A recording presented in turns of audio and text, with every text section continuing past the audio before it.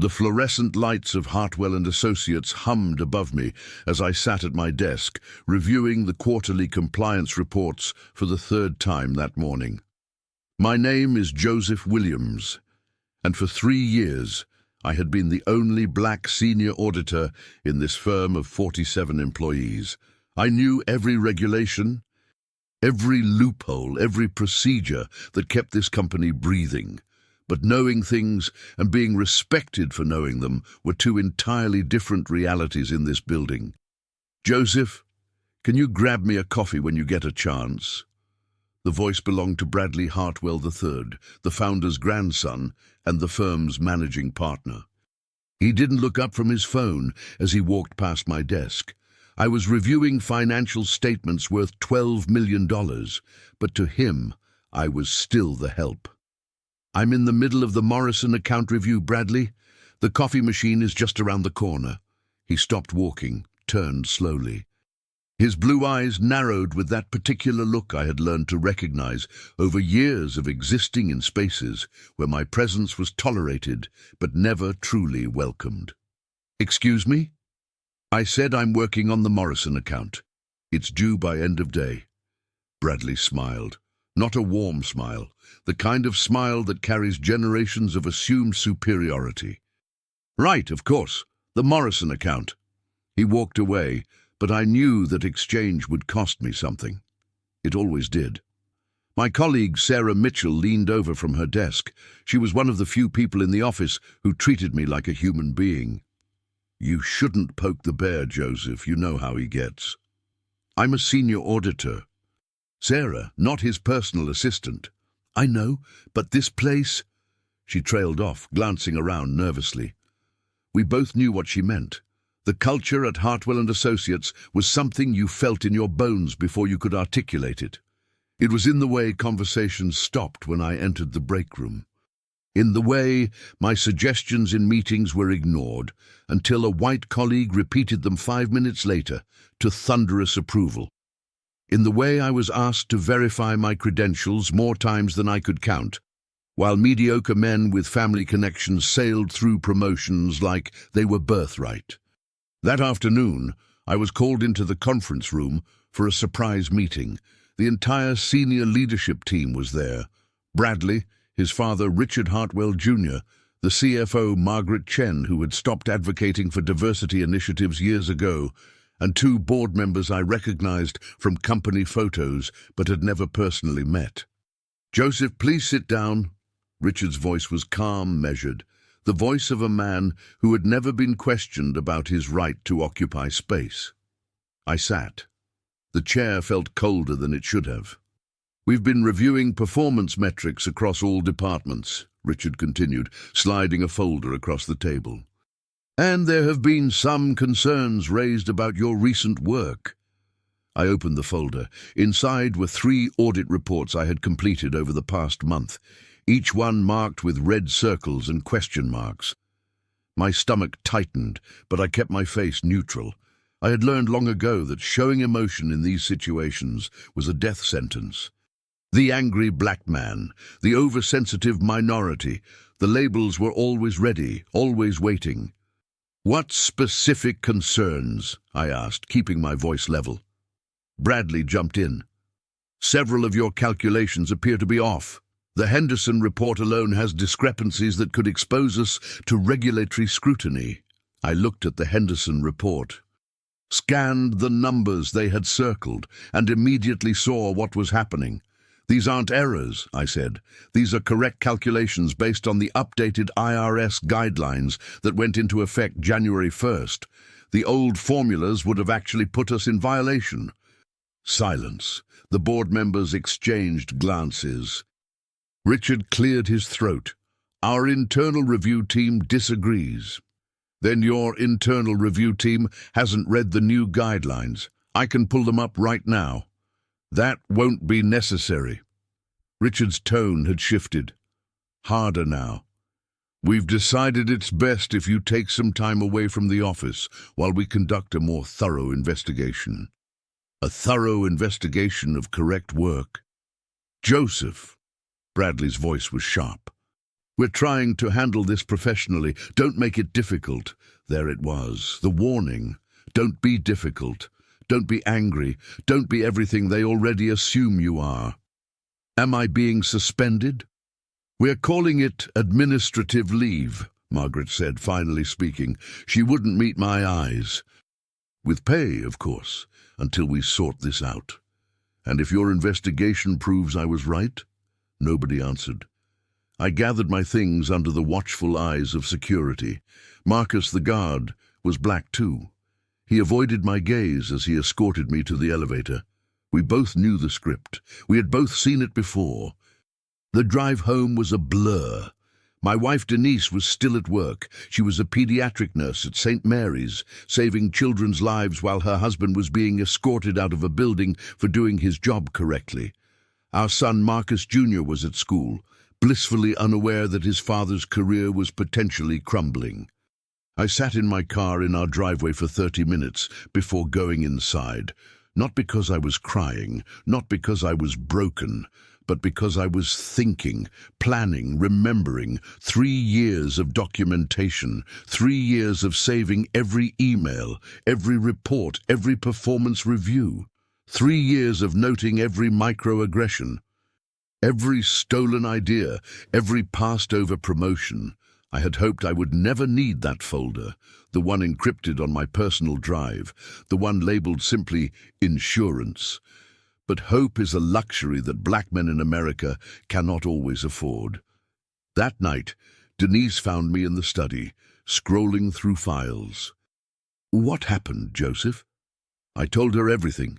She listened without interrupting, her hand on my shoulder, her presence steady. When I finished, she asked only one question. What are you going to do? Something I should have done a long time ago. The next morning, I began making calls. Not to lawyers, not yet. To former colleagues, to clients I had personally saved from audit disasters, to journalists who covered corporate accountability, to regulatory bodies I had relationships with from my years of meticulous, legitimate work. And then I started reading. Not the files that proved my innocence, those were secondary. I started reading the files I'd accumulated about Hartwell and Associates itself, the expense reports that didn't add up, the client accounts that showed strange patterns, the subsidiary in Delaware that seemed to exist only on paper. The company had been sloppy. They had been protected by their reputation, their connections, their assumption that nobody would ever seriously challenge them. They had never considered that someone like me, someone they dismissed as a coffee-fetching diversity hire, had been paying attention the entire time. By the end of the week, I had a complete picture. Hartwell and Associates wasn't just a company with a racism problem. It was a company with a fraud problem, and they had just handed me all the motivation I needed to expose it. But I wouldn't be reckless. I wouldn't be angry in the way they expected. I would be patient, strategic, methodical, the same way I had survived 3 years in their world. 2 weeks into my administrative leave, I received a letter from Hartwell and Associates' legal department. It was carefully worded, designed to intimidate without explicitly threatening. They were concerned about proprietary information and wanted to remind me of my confidentiality agreements. They hoped I was using this time to reflect. I read the letter 3 times, then filed it away with the others. They were nervous. Good. My investigation had yielded more than I initially expected. The Delaware subsidiary, Hartwell Holdings LLC, was a shell company used to funnel client fees into personal accounts belonging to Richard Hartwell Jr. and his son Bradley. The scheme was elegant in its simplicity. Overcharge clients for consulting services, route the excess through the subsidiary, distribute to family members as management fees. Over 7 years, they had siphoned approximately $4.2 million. But that wasn't even the most damning part. 3 of the firm's largest clients were pension funds, retirement accounts for teachers, Firefighters, municipal workers, working people who had trusted Hartwell and Associates to manage their futures, and the firm had been charging these funds significantly higher fees than their corporate clients, while providing inferior service. The discrimination was documented in internal emails I had access to from my years of legitimate audit work. The pension fund clients were predominantly from districts with majority Black and Hispanic populations. They were stealing from communities like the one I grew up in, communities where my grandmother had worked as a school janitor for 30 years to earn her modest pension. Communities where trust in institutions had been broken so many times that this kind of theft felt almost inevitable. The rage I felt was immense, but rage is a luxury I could not afford. Rage makes mistakes. Rage gets dismissed as the angry black man losing control. Instead, I channeled everything into precision. My first call was to Denise's cousin Raymond, a forensic accountant who had left the corporate world to work for a non-profit investigating financial crimes. I met him at a diner in Baltimore, away from anyone who might recognize us. "This is serious, Joseph," Raymond said, flipping through the documents I had brought. "Like, federal investigation serious." "I know. You could go to the SEC with this, FBI, State Attorney General. I could, but I want to be smart about it. The Hartwells have connections, political donors, country club memberships, the whole network. If I just throw accusations around, they'll bury me." Raymond nodded slowly. "So what's your play?" "I want to hit them where it hurts most, their investors, their reputation, and I want to do it in a way they never see coming." Over the next month, I built my case methodically. I reached out to former clients who had expressed dissatisfaction with the firm, carefully, always through intermediaries, never directly. I connected with 2 journalists, one from a regional business publication and one from a national outlet that had previously covered financial fraud cases. I established a relationship with an attorney who specialized in whistleblower protections, and I waited for Hartwell and Associates to make their move. They didn't disappoint. 6 weeks after my suspension, I received notice that the firm's internal investigation had concluded. They found significant irregularities in my work and were terminating my employment effective immediately. The letter was copied to the State Board of Accountancy, suggesting that my professional license should be reviewed. They were trying to destroy my career, to make me unemployable, to ensure that even if I spoke out, my credibility would be in tatters. It was exactly what I expected them to do. What they didn't expect was my response. The day after receiving my termination letter, I submitted a formal complaint to the Securities and Exchange Commission. Not about my firing, about the fraud. I included 67 pages of documentation, financial records, internal communications, and a detailed analysis of the shell company scheme. I filed under whistleblower protection statutes, which meant they couldn't legally retaliate without adding to their problems. Simultaneously, I provided the journalists with carefully selected information, not enough to compromise the investigation, but enough to get them digging. The story that ran 3 weeks later in the regional business publication was modest. Questions raised about Hartwell and Associates' fee structures, but it was enough to plant seeds of doubt. The investors noticed. I knew they would. Institutional investors are paranoid by nature. They have to be.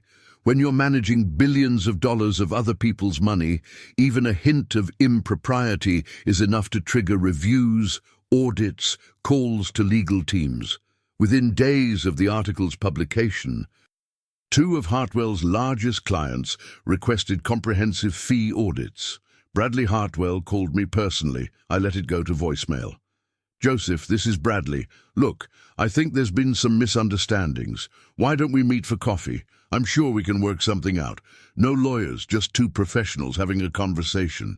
2 professionals." As if he hadn't called me a diversity quota to Margaret Chen when he thought I couldn't hear.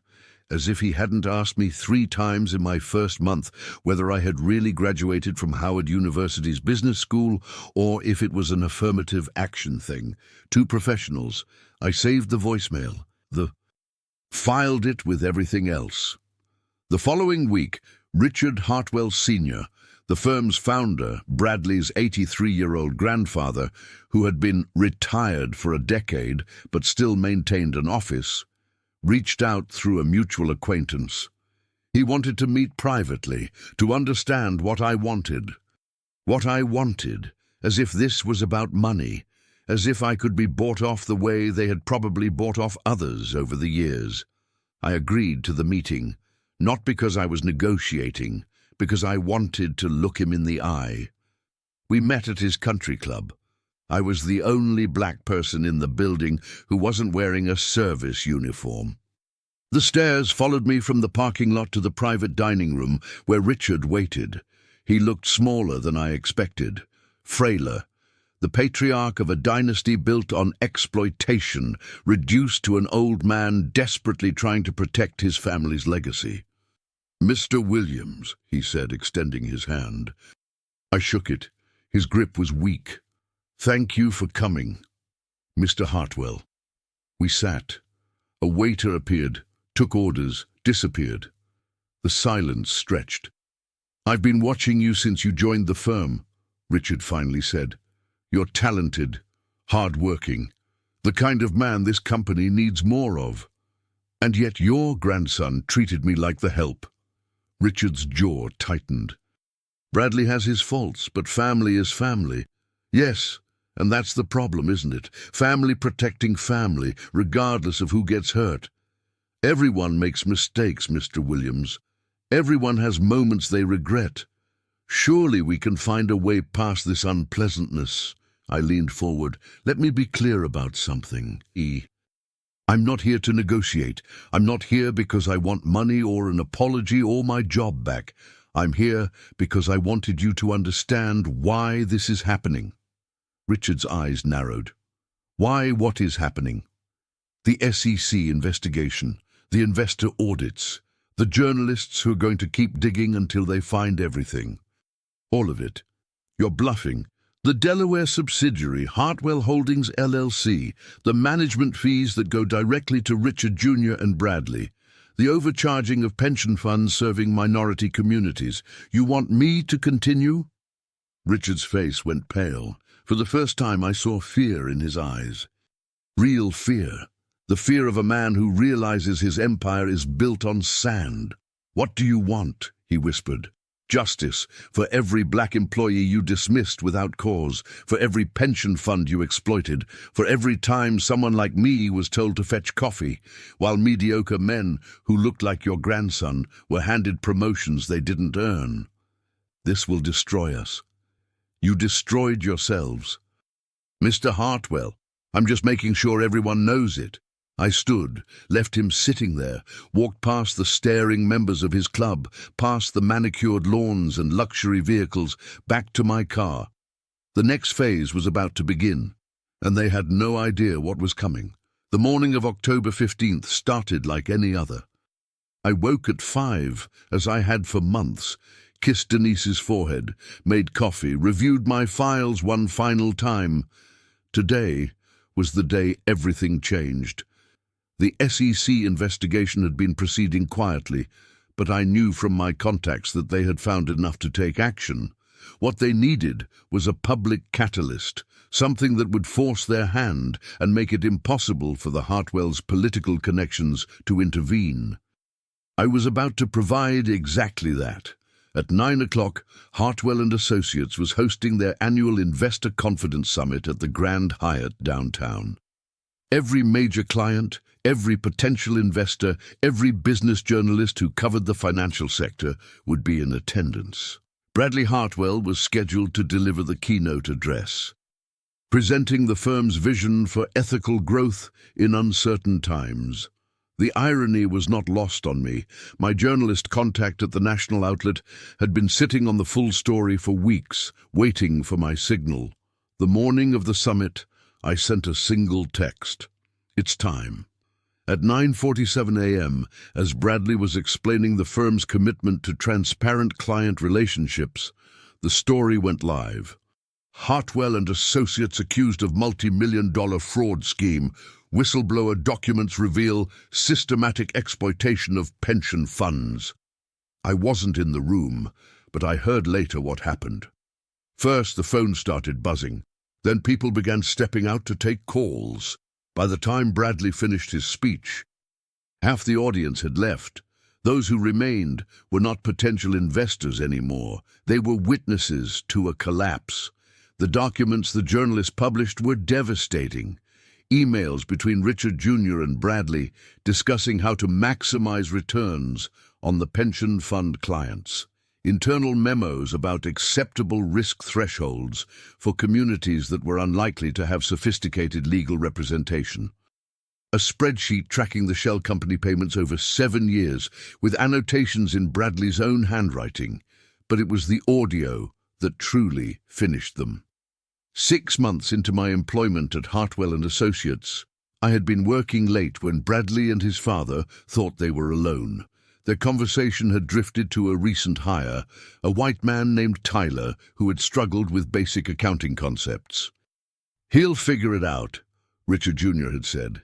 "He's one of us." "Not like Williams," Bradley laughed. "Can you believe the quota we had to fill? Harvard MBA, impressive credentials. But you know how those affirmative action cases go. Give it a year, and he'll prove he can't cut it in a real firm. Just keep him visible enough for compliance photos. That's all these people are good for." I had recorded that conversation, not because I planned to use it, not then, but because I had learned long ago that in a world designed to work against you, documentation is survival. The audio was released as part of the journalistic package. Within hours, it was everywhere. Social media exploded. Civil rights organizations issued statements.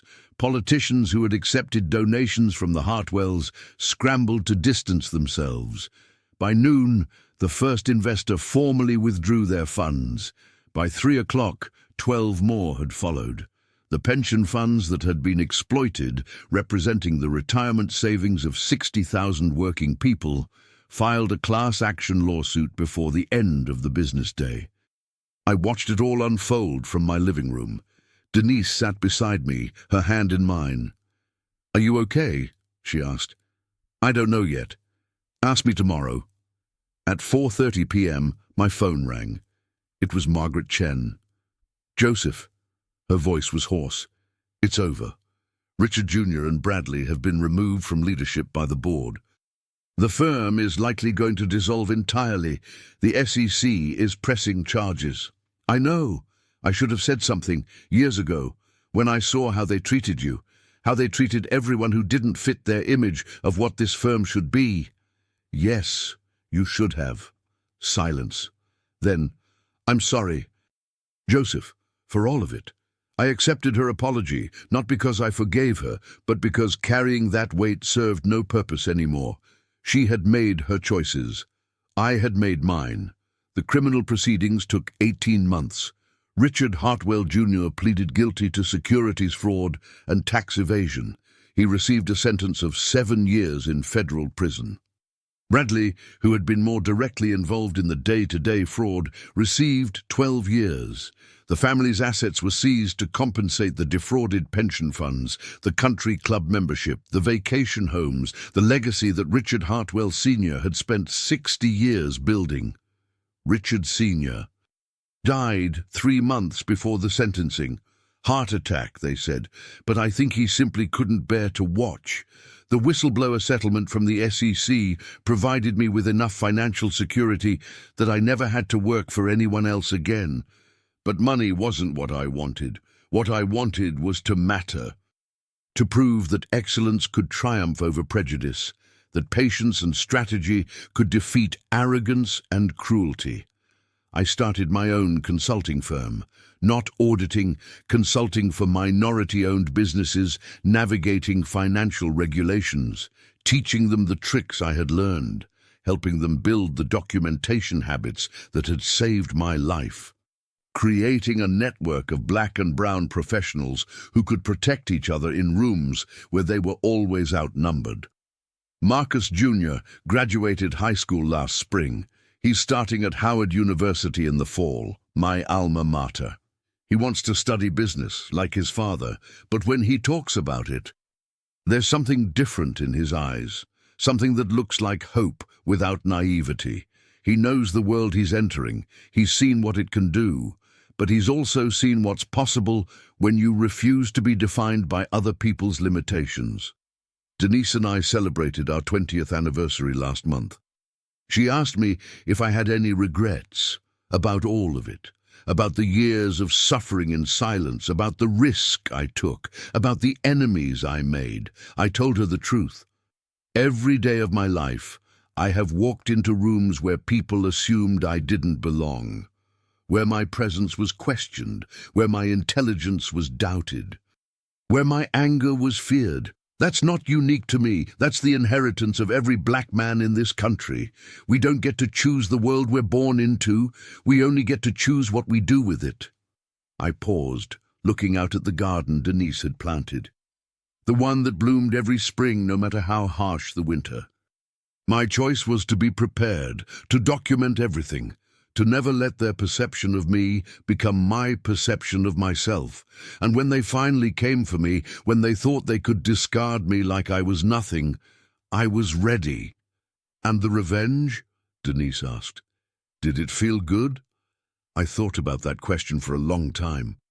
About Bradley's face in the courtroom when the sentence was read, about Richard Jr. weeping as his empire crumbled, about all the small cruelties they had inflicted on people who couldn't fight back. It didn't feel good, I finally said. It felt necessary. There's a difference. She nodded. She understood. The sun was setting over our neighborhood, a neighborhood where black families had built homes and lives and futures, despite every obstacle placed before them. I thought about my grandmother, who had scrubbed floors so her grandchildren could sign documents, about my father, who had worked 2 jobs so I could attend college, about every ancestor whose name I would never know, who had endured horrors I could barely imagine, so that someday a man like me could sit in a room full of powerful white men and refuse to fetch their coffee. I am not a hero. I am not exceptional. I am simply a black man who paid attention, who documented, who waited, who struck when the moment was right, and in a country that has spent centuries telling people like me that we don't matter, that we don't belong, that our contributions will never be recognized, I proved something simple and profound. We see everything, we remember everything, and when you underestimate us, you do so at your own peril. The light was fading now, orange and gold across the sky. Denise went inside to start dinner. I stayed on the porch a moment longer, breathing in the evening air, feeling something I hadn't felt in years. Peace. Not the peace of forgetting, not the peace of moving on, but the peace of knowing that for once, in one small corner of this broken and beautiful country, justice had actually been served. Not perfectly, not completely, but enough. Enough to matter. Enough to remember. Enough to prove that the arc of the moral universe doesn't bend toward justice on its own. Sometimes you have to grab it with both hands and pull. That's what I did, and I would do it again in a heartbeat.